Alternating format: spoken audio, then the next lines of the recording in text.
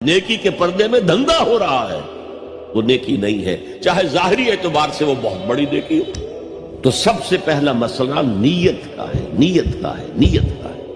کس ارادے کے تحت یہ نیکی کی جا رہی ہے، کیا مقصود ہے، کیا مطلوب ہے۔ ہر شخص کو وہی کچھ ملے گا جس کی اس نے نیت کی ہو، کہ اگر کسی عمل کا محرک ہے صرف اللہ کی محبت، اس کی رضا کا حصول اور آخرت کی نجات، تو وہ نیکی ہے۔